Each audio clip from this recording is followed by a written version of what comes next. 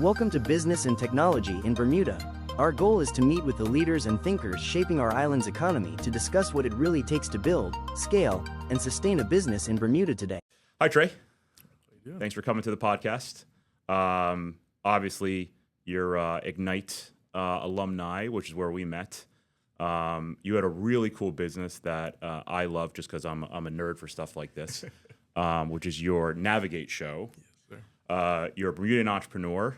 There's not a lot of us, but there's a growing number. So it's cool to have you.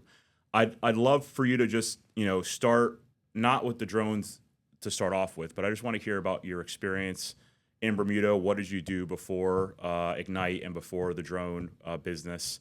How has your entrepreneurial journey been? Things that have interested you? And then we'll get to the drones. Absolutely. I just want to start off and say, thank you for reaching out and getting me on this podcast, Artie. I've probably never told you, as you know, we've been on the Ignite course together, but, you have been someone that I've always admired and seen in the industry even before I started a business. So it's so cool to see how, the tables do turn and I'm able to come and, speak with you after seeing you in the newspaper for multiple years. You're someone that is always stuck out to me as a leader of tech in Bermuda. So it's so cool. So yeah, thank you. Yeah, my name is Tre. I am a big geek at heart, and it's just something that I've always wanted to bring back to Bermuda. I guess my journey started at CLGP. I was really excited, and I'm pretty thankful to be on tour with those guys. I saw some really incredible stuff when traveling around the world. Some really cool fireworks, some really incredible technology. And I always knew I wanted to bring that back to Bermuda, and have something here that we can all, just look forward to. Because as we know, sometimes Bermuda can be a little bit dark and we might see the same thing multiple times. So yeah, it all really started there. And quite funnily, I've never really told anyone this story, but when I was on tour, I would do YouTube videos, just to show family and friends what I would be getting up to, because I had all these really random stories, but no one really knew what I was actually doing. So I ended up getting a camera, but I eventually got a drone, and I got really hooked by the idea of it, because, you had this platform that you was able to fly away, and you're able to get, 4K footage from 4 miles away, and it was something incredible. And it showed so much telemetry from the drone, the positioning down to how high the drone is, what the speed is, and I just found it so incredible that all this data is being pulled from the drone over to this really small remote, essentially. So I just went down the rabbit hole of that, went on YouTube, and I just saw that this platform can be used for anything, agriculture. Fire and rescue. The world's really open when it comes to drones, but I randomly came across a reel of a drone light show, and I immediately knew that was what I wanted to get into and bring to Bermuda. So that's where it all really started, and it's been a blur ever since. As you know, Artie, you're a veteran when it comes to this entrepreneurial stuff. So you don't really get to reflect on what you're doing because you're always talking with clients or doing whatever you do. But just thinking back to it, it's been an incredible journey, and it's so cool to speak with you about all these different things. Yeah, it's for people who haven't started a business or who are in the middle of it, you don't reflect ever. There's no time to reflect, right? I'm busy dealing with staff and contracts and chasing new clients and dealing with current clients, and then I think it's almost addictive. I was talking to a buddy of mine. I was at a charity event yesterday, and we were golfing, and his wife is like, someone like us. Like she's just constantly churning out new ideas, and it was funny. I was like, oh my God, like this conversation me and him are having is like the reflection of me and my wife. She has, she's super successful. She's a sommelier. She's managing a retail store. And I'm the one who's like, oh, I have another idea. You know what I mean? And it probably drives her nuts, but she's a veteran of dealing with me. And it was funny, I was talking to him about that. But you're right. I think a lot of people who are entrepreneurs, we just get stuck into the middle of it. And hey, the next day, what am I going to do to improve my business or get this other idea out the door? It is a lot. And you're right. We don't do a good job of reflecting. It is probably one of the main things I loved about Ignite, to be honest. It was a chance when I was going through a lot of, and I'm still powering through issues with the air ambulance, which is the reason I was in the Ignite program. It was good just to sit down and, park my ego and say, okay, yeah, I've been an entrepreneur myself since I was 16, but I'm not getting through this problem.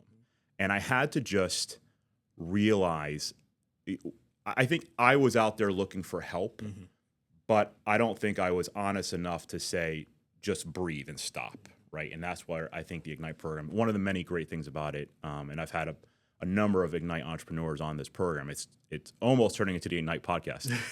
Shout out to Sean and Laura. But it was a great experience to sit there and just digest all that. So absolutely.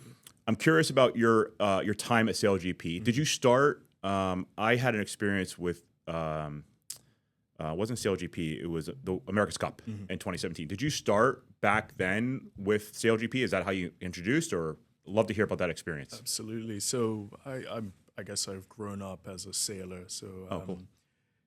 While I was young, being on the race course and stuff like that, we saw the America's Cup boats, and that's where it really stuck to me at the time. But when I was at a pretty decent age to be able to start to work and all that good stuff, the America's Cup started to dwindle down and get ready for its next cycle.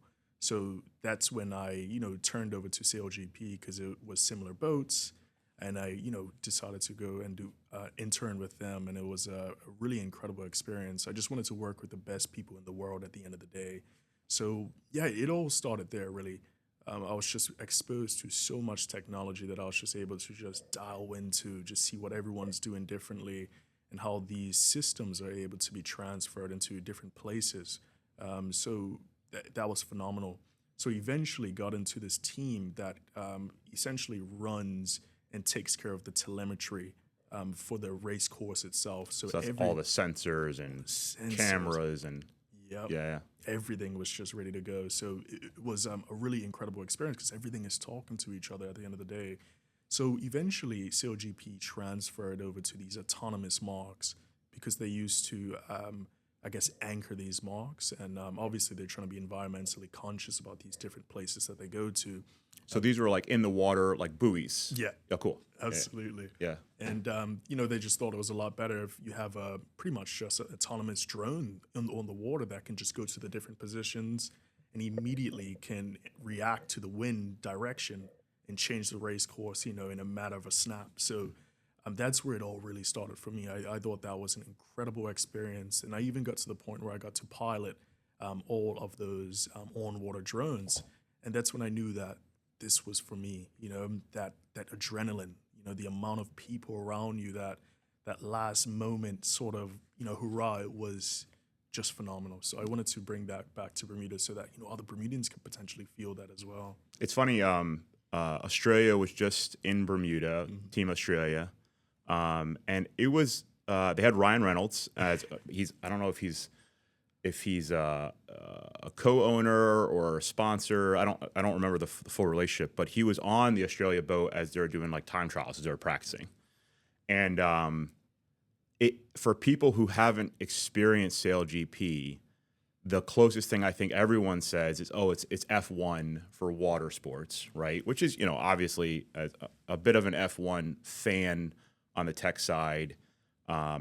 Makes a lot of sense, obviously. But I don't think people truly appreciate the technology behind it. And I would be as ignorant as the next person. But the computer analysis of the wind that they go through and the wind speed analysis and the sensors they pull from, and everything from load on tires and load on parts and gear that they have to deal with and try to squeak out. It's funny, there's a YouTube channel with this guy who talks about all the rules that F1 breaks every single year to try to get a little bit of an advantage. One of them was where the steering column started becoming part of the aerodynamic coefficient, I guess I'm using the right words, where the steering column became an advantage because they were able to manipulate the steering column as they were driving, and they got, I guess, a few miles an hour more out of the car. That's incredible. And you see it with the SailGP and America's Cup in 2017 in Bermuda, and then SailGP.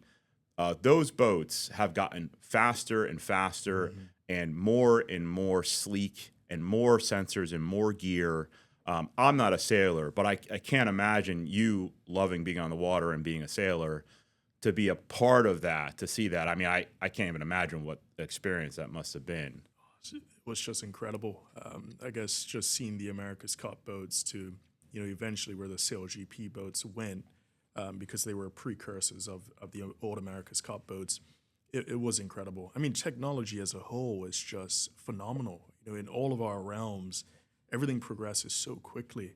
And I think that's the thing that I guess both of us really enjoy about it is it's always changing and you have to keep on top of it. So yeah, America's Cup, SailGP, everything is it's just a great experience. And, I always suggest to people, if you can, doing an internship, just getting involved and being around these type of people that are constantly thinking, because, the people that work at SailGP have to make it work.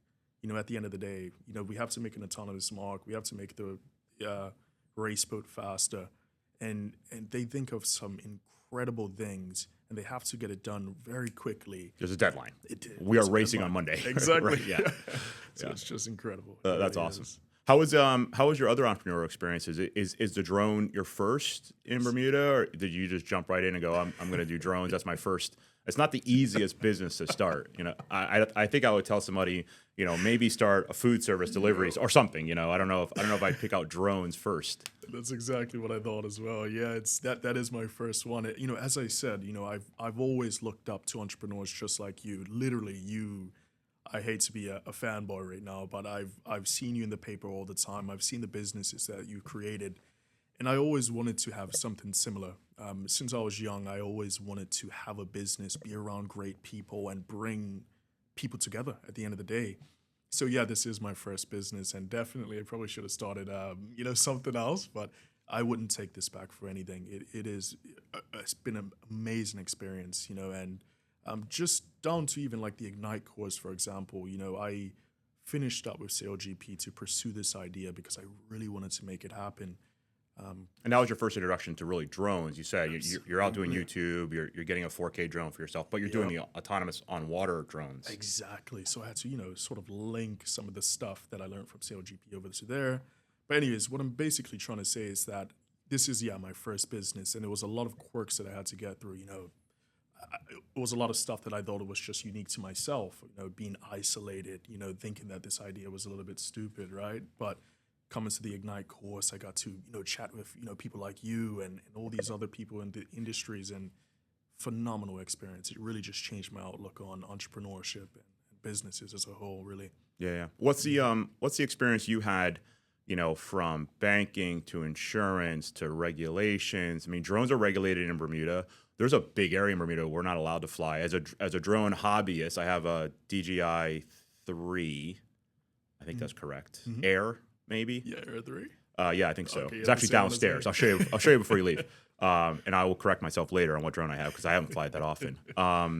But I do know, for example, the airport, which is common in most places, as a no-fly zone, but Bermuda is small, obviously, and because the airport is big in comparison to the island space, there's a big area that's no-fly, right? So, walk me through everything from getting a bank account started. I'm sure that was not fun. Insurance, I'd love to hear about all these things. Absolutely, yeah, it was a fun time. I'll touch off with the bank account because I know you assisted me. Everyone that's watching already, helped me, get some sort of tips on this because opening up a company bank account was extremely tough. But I don't know, I almost really enjoy regulations in a way and squirming through these regulations to try to make something work. It's almost like a puzzle for me.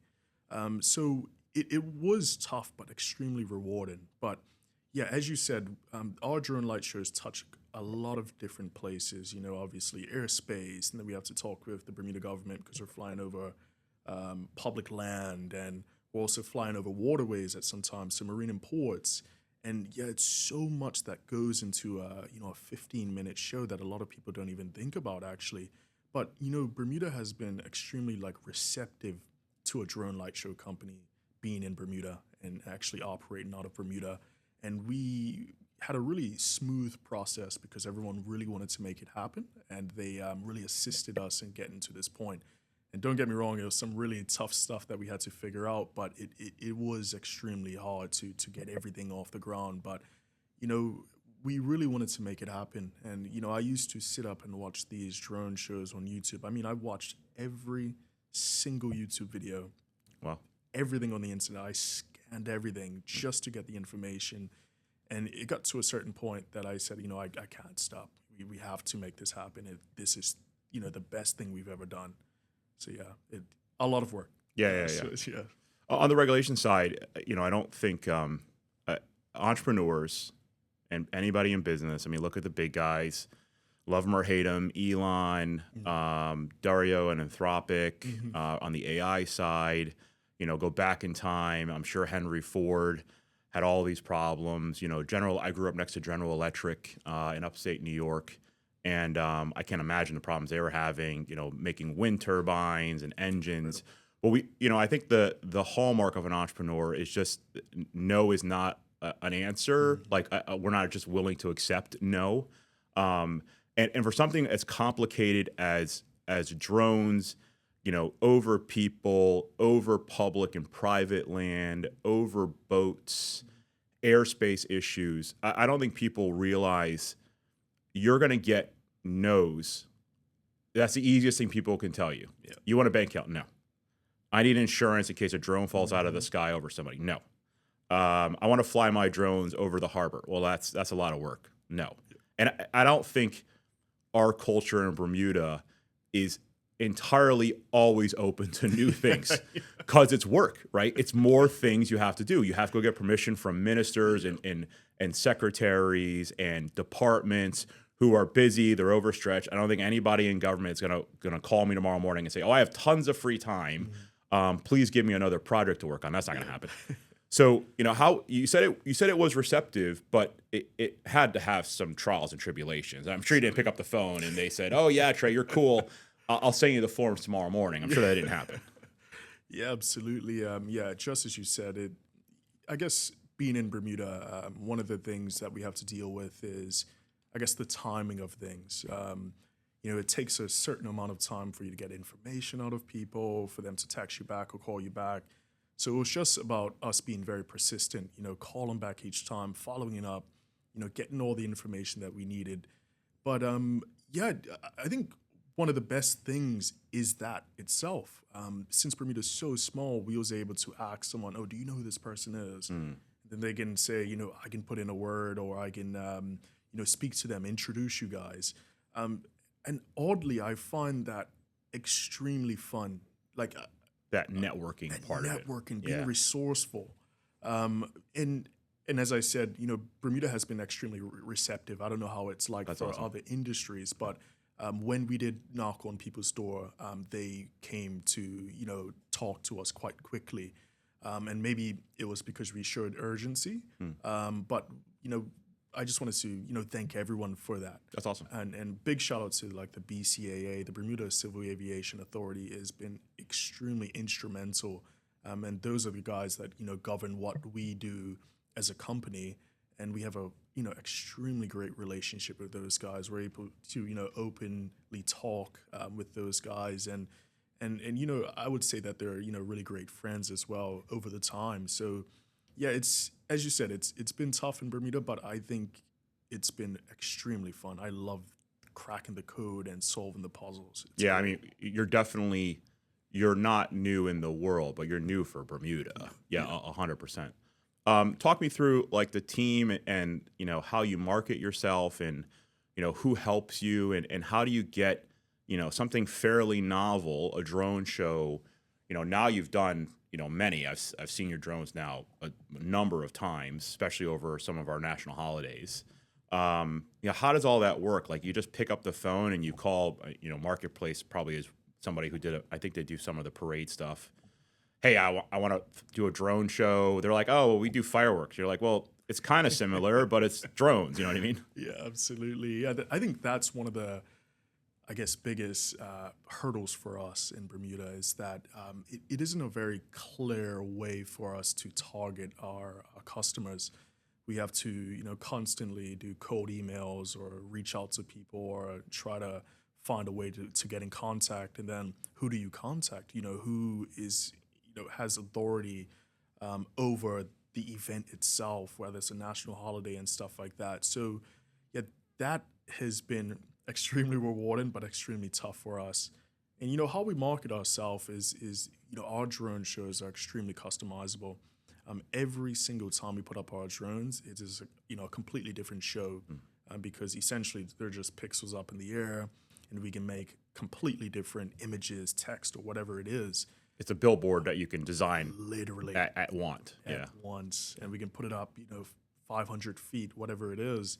And this can be seen from every single angle in Bermuda, which is really incredible.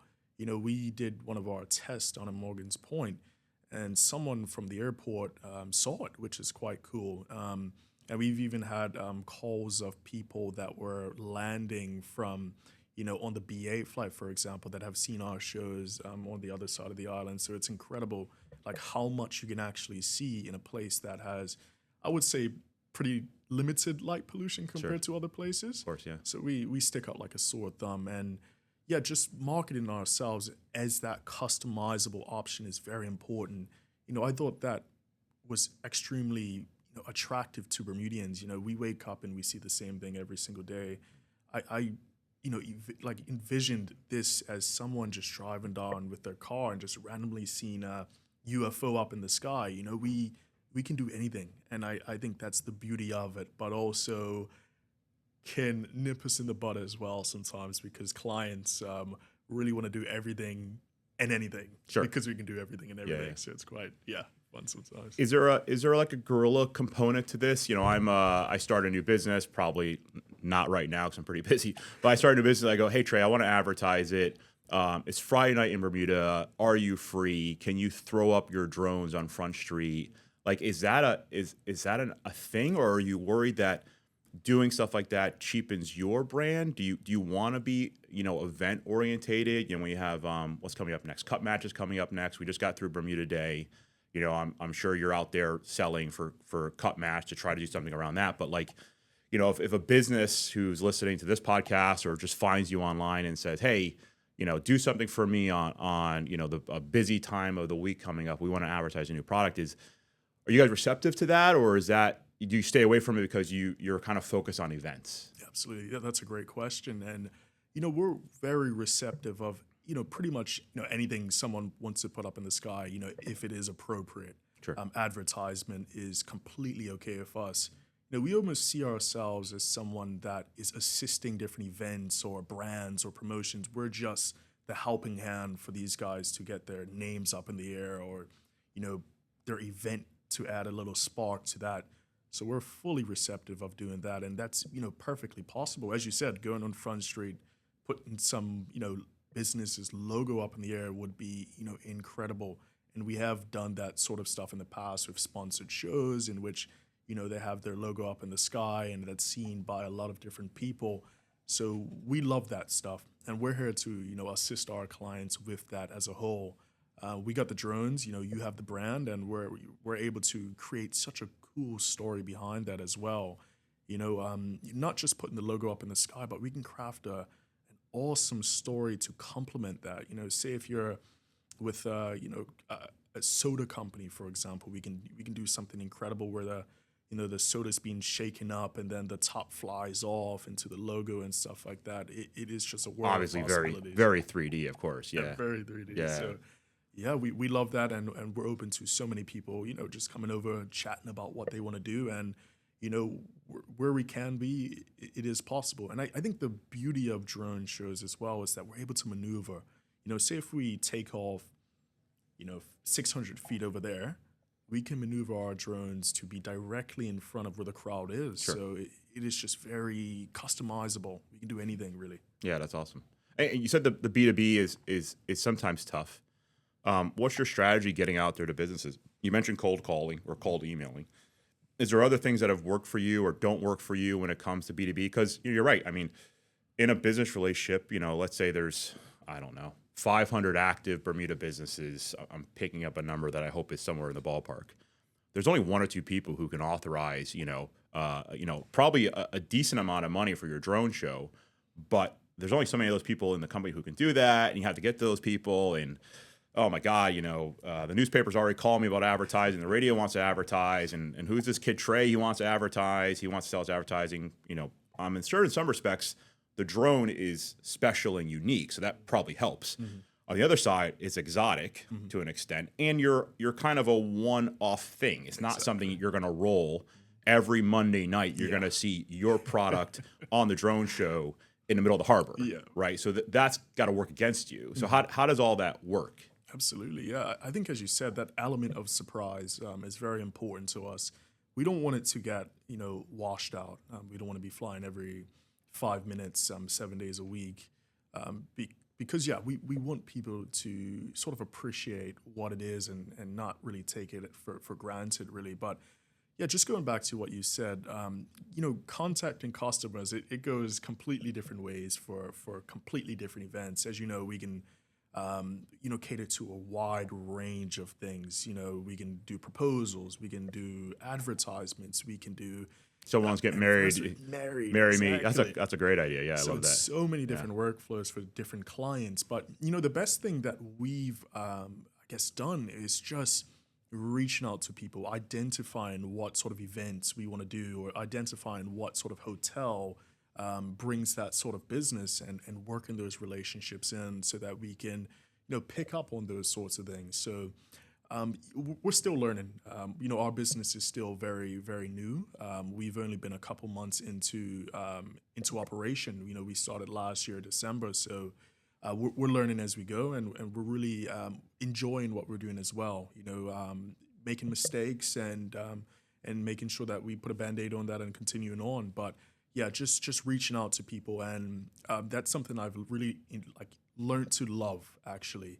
At first I was like, shooting some emails. No one, sometimes they don't answer back. But as I said, I like those puzzles. I really want to get to the end of it. I want to get to that point where, the customer is reaching out to me. And even if I can do my job by, explaining what we do, having a nice conversation with the client is the best thing for me as a whole. So I will do some pretty cool stuff to chat with the clients.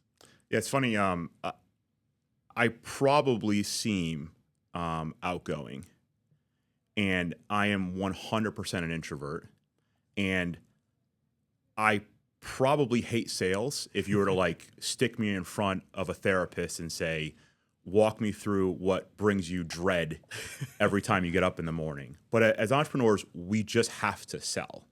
And some of it is, I'm sure, natural. And a lot of it is not natural, at least to me. I do not like getting on the phone and calling people and having sales calls. I had 2 today, and I think they went fairly well. I get in the middle of it, and I think I'm really good at it.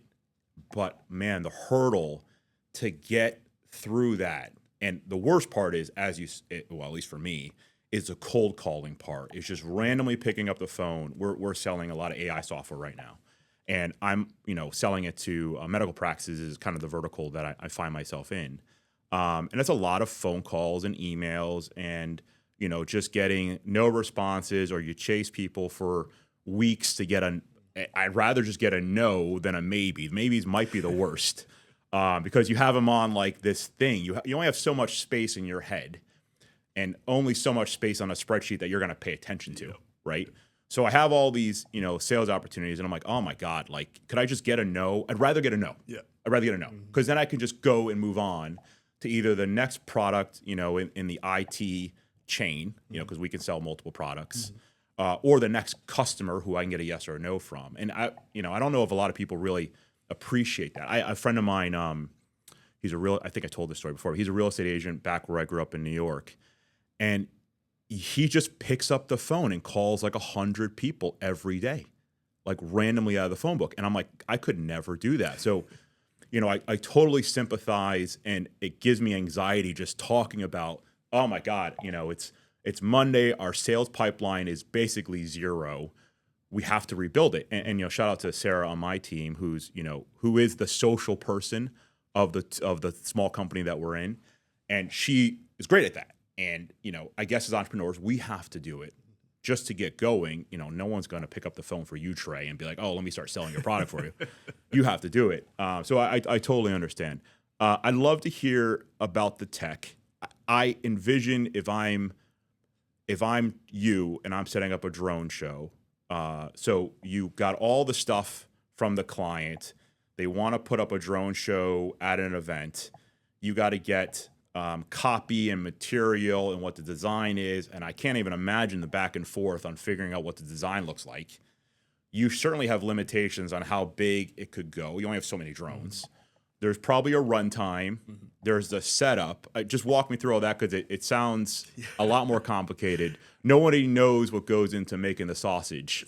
They just want to have dinner, right? Yeah, exactly. And I think that's one of the things that we try to make sure that people know, is that we come as a full package. Everything, regulatory, everything is in one price. Show staffing, show design, everything is there. But as you said, it is quite a task just for us to get one show off the ground.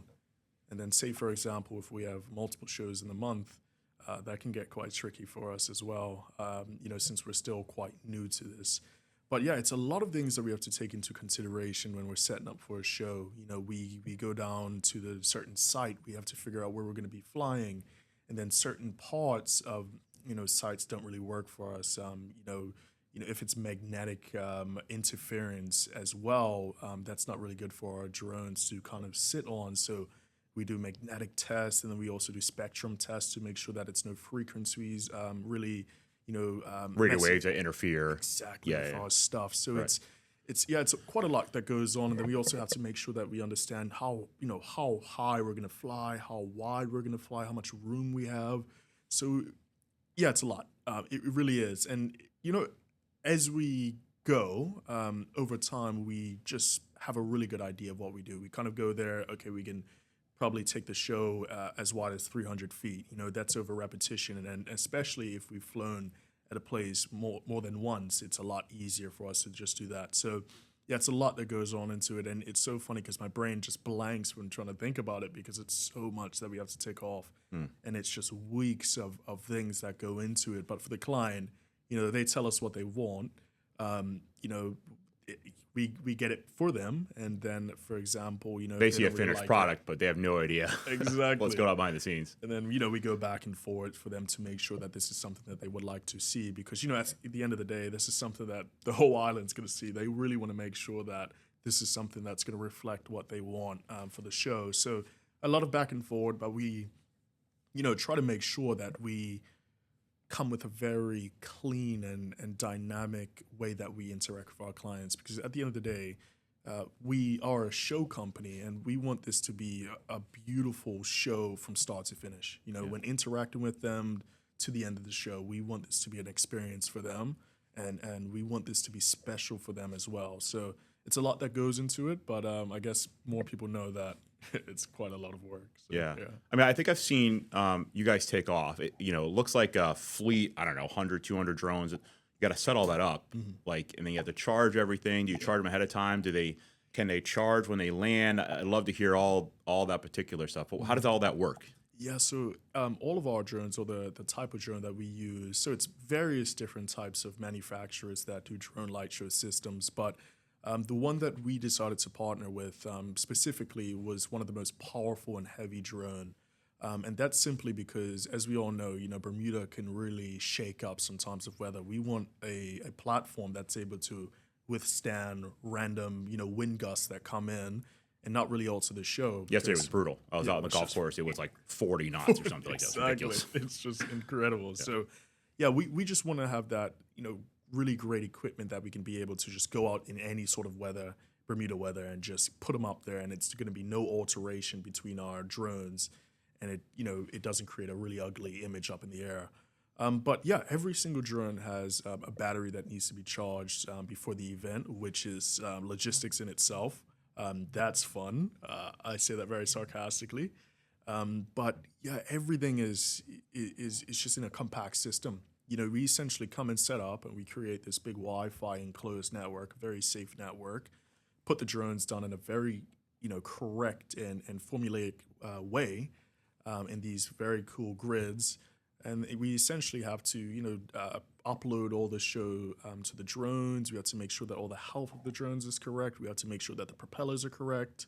So it's a very, very hard thing to do, and it takes a couple hours for us to set up before a show comes.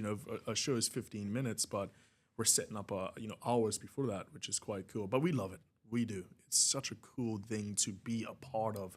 When those drones go up, you really feel like you're controlling like a hive, for example. You hear the hum, you see all the drones going up, and none of them have any alteration at all. I mean, they are so dialed in. It is incredible. It is so cool to see. Yeah, I mean, for a drone, very amateur hobbyist that I am, the propellers, is there chipped, nicked? Do they hit something in the air? Are they okay? Are they on properly? How many batteries do I have? Are they charged? Do I have my home location for the DJI drones? Do I have a home location set up? Is the drone going to return if it runs out of signal or the signal dies midair?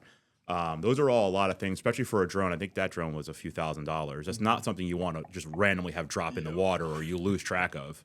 That's pretty stressful. How's the software when it comes to designing all this stuff? Because that's I imagine part of the secret sauce is making sure that the software is really good, that you understand the software, that the client's design can be reproduced in the software. How does all that work? Absolutely. So we actually partner with a designer overseas that oversees all of our designs as a whole, and eventually we will start to bring this back in-house.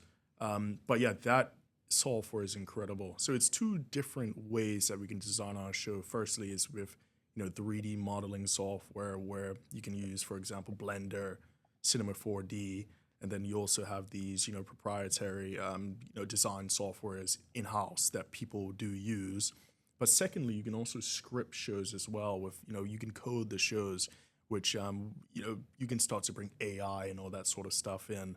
Which I am no expert in. You're very much of an expert in there, so I'll probably ask you some questions later. But it is incredible from the design software, but really the crazy software is the dashboard when we are controlling our drones.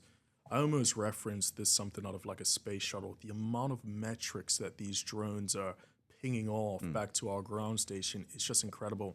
And the way that the software is, it is just so much metrics on the screen at once. I mean, you're looking at so much information. It is just phenomenal. When we first started working with this software, I mean, we were just blown out of the park. I'm like, how am I going to get to grips with this? This is just crazy. So much going on. But it is great. It really is great. And that's kind of shifted the way that we've brought on people and who we want in the seat as pilots.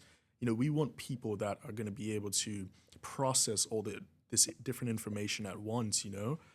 Gamers, for example, a lot of the guys from IT and all that sort of stuff. Some really cool young people that are able to see all this information and just be able to react to it in a really good way. So, yeah, the software is phenomenal. But I am just the secondary pilot. I'll admit we do have a pilot named Liam. Shout out to Liam. And he's got that very much covered. And we're looking to bring on more people and extend that, that pilot and crew role. So it's going to be incredible in the future. Yeah, I was looking at, I haven't finished it yet, and I even signed up for a program to finish it. But for people who don't know, it's a pretty serious test, at least in the United States, for a drone license. I'll butcher the designation. It's a number. But it's a test you have to take to be a commercial drone pilot in America. And I think even in the United States, they're pushing even more to have hobbyists even go get their drone license. And then, only drones under a certain weight class, 250 grams, something like that, are free from the regulation, quote unquote. But it is quite serious. I mean, I've taken a lot of lessons on it. I need to finish up and stop being lazy and get my drone license officially. But it's things like airspace control and who's the piloting command. And it's funny because on the air ambulance side, a lot of these terms are crossovers. But it is quite serious. And hey, shout out to the BCAA, Bermuda's aircraft regulator, because I've dealt with them a number of times and they've been awesome. But I'm sure it's a lot of things you have to go through and your team has to go through to get registered to be able to handle the drones and deal with all that. It's serious. It's serious. It's no joke. I mean, the absolute worst case scenario is one of your drones gets hit by an aircraft. I mean, that's like a disaster, right? So there's a lot there you have to keep in mind, and not only that, because you're flying over people. How is your interactions with the other services out there? I'm sure you interact with other event planners, fireworks. There's a fireworks company on island. I'm sure they interact with you. Sound, music. I mean, if I want to put on, I remember what are the big parties like Tiger Bay would do one every other year. You have musicians and DJs and lighting, and then we're going to do a drone show. How does all that work? How's the interaction with all those other entities? Yeah, I think what I was saying earlier is that I think everyone's been extremely receptive to what we do. As you said, we're the only person that does this on island, so we're able to stick out like a sore thumb and say, we're the guys that do the drones. Oh, we've seen your shows before, and it's really cool. I think it's incredible. We've had some really great conversations with event planners, with people that are doing festivals and all that sort of stuff, and how we can integrate. And it is very positive in Bermuda, and I would say around the whole entire world. And that's just because we're just fully customizable. We're able to put our foot into anything, really. You're so unique. Very, very, it's such a unique thing with this drone light show stuff. So, yeah, it's been great. It really has been. And, we obviously want to continue to improve those conversations, As I said, very, very new to the industry, still. So we're hoping that as the years go, we can, bring ourselves out a little bit more. A lot more people know of us, and we can really be able to take advantage of all these cool opportunities. But it's been phenomenal. I think everyone's really excited for it, and I hope that people do enjoy it. Yeah, the drone space doesn't seem to evolve as quickly as other things. I mean, they are physical items. Someone has to produce these things. They have to produce them in a number. My experience with drones obviously is a very commercialized product that has incremental updates. How is the drone show category? Is it like every month I turn around there's a new model or new parts or new software? How fast is that space evolving? And what is your refresh cycle you think you're going to go through? Is it 3 years, 5 years? Is it a year? How does that work for you guys? Yeah, that's a really great question. And when the drone show industry first kicked off, I'd say about 10 years ago, it was a real big shift in the technology. And then, over the, couple years, maybe 5 years or so up to about now, it hasn't been that much technology that's pushed, but it's been a really big wave of pyro drones that have started to come into the market, and even people putting lanterns on drones. I've seen it in China, lasers on the drones, what you see in festivals. So people are really starting to push the limits on what you can actually put on the drones. And yeah, it is starting to get pretty hairy for everyone, because, you want to be the coolest kid on the block. You want to have the best product on the block. So, we are very thankful that we have a platform that is able to have these customizations, and our manufacturer is really receptive when it comes to these different trends. So, yeah, we're keeping up with this stuff. And all I can say is that, yeah, it's going to be some cool stuff that happens in the future. Cool. This is just the start for us. But yeah, the technology is really booming. But we are very confident that we have the best platform out of any manufacturer. And when it comes to lead times as a whole, we've known of operators that have had the same style drone for 10, 11 years. Oh, wow. Continuing on. Yeah. These drones continue to fly. I mean, some of these operators fly every week, for example. These things can be used to the end of the day, and they're very, very great technology. And as a whole, and the brains and stuff like that doesn't change very much at all. What's really starting to change is the attachments that people are putting on them. So we have a very great system that we're able to, push on for future trends and stuff like that. Is it are the drones? I've seen the I would say DIY do-it-yourself drones that guys and girls, people will 3D print, and then they buy the motors, they buy the electronics, and then they build a drone themselves. Is that kind of where the industry started? Is it still there now? Can I, if I was super motivated and had a lot of free time and a lot of 3D printers, could I build a 200 drone set that would be semi-functional, or is it, look, you just got to buy it from the manufacturer to get the quality that you really want? Absolutely, just as you said. Yeah, when it first started, that's exactly what everyone did: trial and test. What is working. Then it eventually got to an industry standard in which these manufacturers just started pushing out really great quality drones. And I think that's the best thing that you have to do. To save time, you got to go with this manufacturer. They have all the insights. They have the best software, the best hardware. So everything is battle proof. It's really great products out there, and that is definitely it. I don't know of any real company that does any DIY drone show, I guess, sort of builds. I know of one person, but I think it's becoming very unlikely for people to start to do that now. Sure. Where's the theoretical headquarters of drones right now? Is it out of in the nerd world? I watch a lot of videos online out of Shenzhen, because there seems to be like the cutting edge. Out of China, Japan is known to be just absolutely out of control when it comes to robotics. Mm-hmm. Where do you find, like, hey, if I'm gonna go fly someplace to see the CES of drones, is it CES in Vegas? Is there a drone expo? Like, how does that industry work? That's a really great question. I think the biggest, as you said, Shenzhen in China, these guys fly 10,000 drones, puts us to shame sometimes, but really a cool hub that I personally really like is Malta. Okay. What they've really started to do is integrate these pyro drones. They're shooting fireworks off of these drones, and they create some incredible things. I mean, I absolutely love it. So when it comes for that wow factor, I think it's definitely Malta. But when you're coming for that massive drone show that's going to take up the whole entire sky, China's definitely leading that.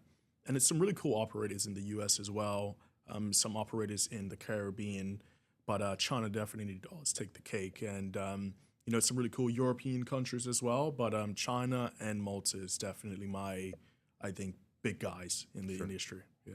How is you mentioned AI? I'm sure that's AI is touching every industry. I don't think anybody's safe from AI. But how is that affecting the drone industry?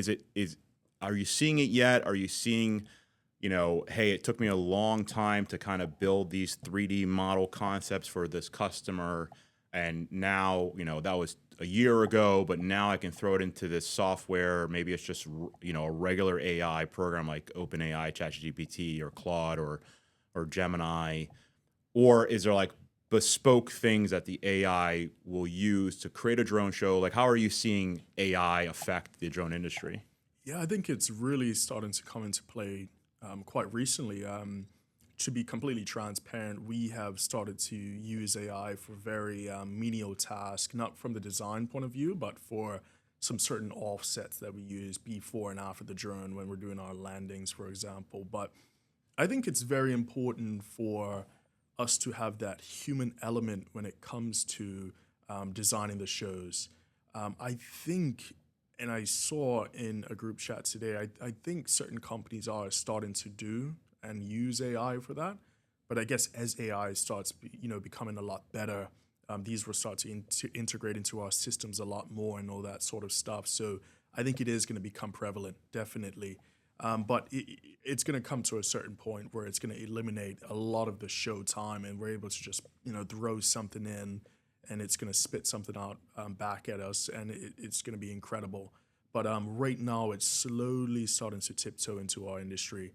And I think it's been extremely well. As I said, we use it for these very, menial tasks that might take, me 2 hours, gets done in 30 minutes, which cuts off a lot of time for me personally.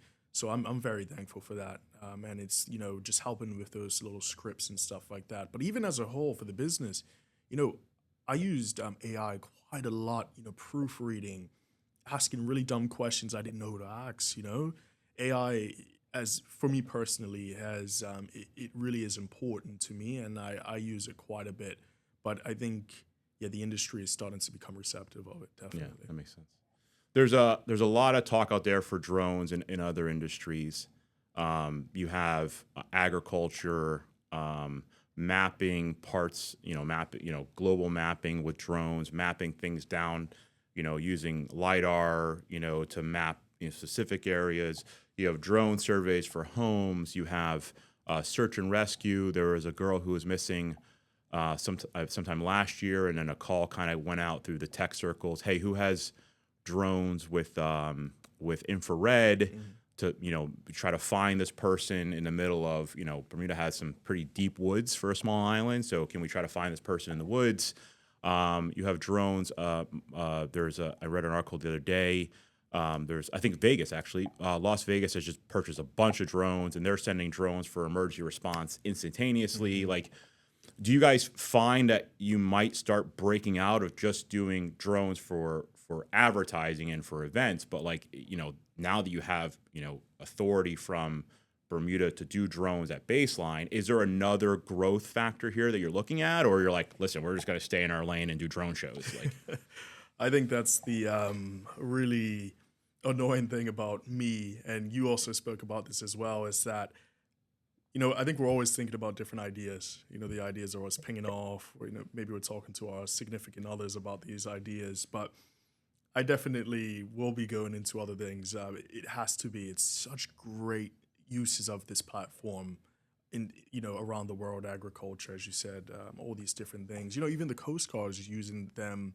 Using drones for search and rescue and stuff like that. I think it's becoming extremely popular in Bermuda, and I know of some really cool companies that are going to be starting up around drones and stuff like that. So, yeah, I will be expanding and using this knowledge to go from there. I think it's just open possibilities with it. I think it's almost impossible for us to not do more with this. Even carrying payloads and stuff like that. It's some incredible technology out there. But yeah, we will be continuing with this, definitely. yeah, I if you gave me the option, I could order something and have it dropped at my house from a drone. I'd do it right now. Like, it's not even remotely the question. It was so cool to see some of the drone tech out there. Package delivery, obviously, for Amazon and Walmart, they're very heavy in that space. Obviously, they're dealing with travel time and fleets of vehicles and drivers and packaging staff, and companies with all this people are trying to become more efficient and using AI and drones to try to get there. I remember there's a company in Africa who's doing like blood products and hospital products, and then they started doing packaging, and their drones were cool because they were flying. They weren't rotor copters that I think, just for people's understanding, the drones that you use are the 4 rotor ones, I believe, if I'm correct. But this company had, basically planes with a motor on them, and they were quite large, 3, 4, 5 feet, and they would fly with a motor and then drop packages, near hospitals, stuff like that. It was absolutely nuts. But it is crazy to see how far the technology is coming, and you think we're in a space in Bermuda where 10 years from now, I won't get mailboxes, as an example, a local Bermuda company, drop my package off. It'll be a drone. Is that going to happen, you think? Yeah, I potentially think so. Yeah, I think everyone, maybe the traffic, I don't see it getting any better, to be completely honest, especially the 5 o'clock traffic. So, yeah, maybe it might be a drone potentially dropping it off, 2 miles away or something like that. The range on these drones are really starting to increase, and the threshold in which they can start to go up in the air, that wind threshold is increasing as well too. So, yeah, I would not be surprised to see a drone dropping something off at your doorstep. Quick nip, touching down at your home and flying away. It's really cool, but it might actually be quite a cool place to actually do that. That's really cool, actually. Yeah, I mean, Bermuda's deceptively big. It's an hour at least to get from Dockyard to St. David's, right? And that's with no traffic and driving over the speed limit. With a drone, that's just fairly straight shot, a lot faster. A lot of the drone tech right now is battery based. I'm sure batteries are not where maybe you want them to be. Where are you seeing that advance? I mean, some of the drones that I think I was referring to that are out there on commercial space, there's some that are gas powered now, because obviously obviously a gas powered drone could go a lot farther. How is that tech on the flying side? Is it improving? You said it's getting a bit better, but are you seeing some jumps there, or are we still stuck with lithium ion batteries that are great but they're not amazing? Yeah, it has been some, I guess, leap and bounds, really in the past year or so when it comes to battery life. Some companies still use lipos, some use lithium, as you spoke about, but it is starting to change. This battery technology is getting better for every single person. The charging, what they're able to, pull from the wall, what sort of amperage they can actually get pushed into. It's incredible what they can actually do these days. And I'd see it just increasing from now on. The average show, 10 years ago was maybe 4 minutes or so, to today, average show maybe last year, maybe around 15 minutes. Now they're pushing it 17, maybe 20. It's incredible. Do you do a 15-minute show? Can you recycle? Like, how long would it take you to get back into do another 15-minute show? You have to swap the batteries, or do they just recharge in the stands? Like, how does all that work? Absolutely. For our specific model, we'd have to swap the individual batteries, which doesn't take very long at all. Maybe we can get that done in 10 minutes or so and goes immediately back up. So it is some cool stuff. Or even we can even stagger the fleet. We can send one fleet up to do the show. As soon as they're coming back, we can send the other fleet up to do it like that. So it's some incredible things that you can do for it. And yeah, the possibilities are just limitless. With drone technology, everyone's pushing the boundaries. What can we do extra? And it is just the most incredible industry to be in.